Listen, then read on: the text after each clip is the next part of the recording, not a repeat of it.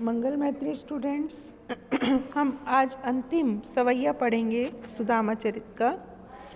के वह टूटी सी छानी हती, कह कंचन के अब धाम सुहावत, के पग में पनहई न हती, कह ले गजराजऊ ठाड़े महावत। इसमें द्वारका से वापस लौटते समय सुदामा को श्री कृष्ण ने प्रत्यक्ष रूप से तो कुछ नहीं दिया, परंतु परोक्ष रूप से उन्होंने सुदामा की दशा ही बदल दी थी और सुदामा के आसपास सब कुछ द्वारका जैसा ही बन गया था। सुदामा अब वह सुदामा नहीं रह गए थे।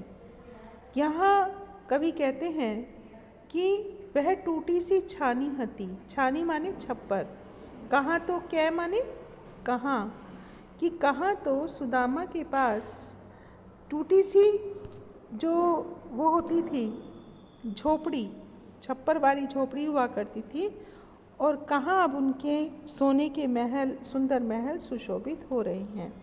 कहाँ तो उनकी सामर्थ्य इतनी भी नहीं होती थी कि वो अपने पैरों के लिए पनही माने जूता खरीद लें, और कहाँ ले गजराजऊ ठाड़े महावत, और कहाँ जो महावत होते हैं उनके द्वार पर, उनके दरवाजे पर हाथी लेकर उनके बाहर निकलने का इंतज़ार करते रहते हैं, कि अब महावत दरवाजे पर हाथी लेकर उनके बाहर निकलने का इंतज़ार करते रहते हैं, और अब उन्हें पैदल चलने की आवश्यकता ही नहीं रहती।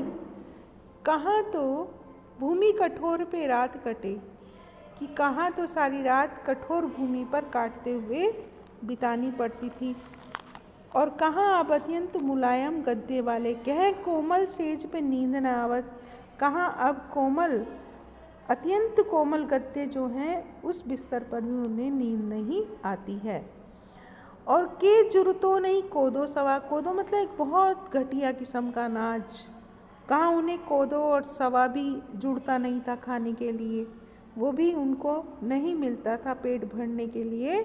और कहाँ अब ईश्वर की कृपा से, प्रभु के प्रताप ते दाख न भावत, दाख कहते हैं अंगूर को, कि कहाँ अब उन्हें ईश्वर की कृपा से जो अत्यंत मीठे व्यंजन हैं, अंगूर हैं, वो भी उनके मन को अच्छे नहीं लगते हैं।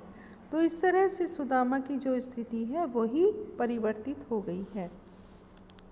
आपको इसके शब्द अर्थ, इसका अर्थ, इसकी व्याख्या और काव्य सौंदर्य सभी कुछ लिखना है अपनी कॉपी में। यहाँ जो है सवैया छंद हो जाता है और ब्रज भाषा का लालित्य देखने को मिलता है। देशज शब्दों का सुंदर प्रयोग किया, और उन्होंने इसमें जैसे कह कंचन के अवधाम में कौन सा अलंकार आ गया, अनुप्रास, पग में पनहो, इसमें आ गया अनुप्रास अलंकार। तो आपको ये पूरा पाठ पढ़ के याद करना है।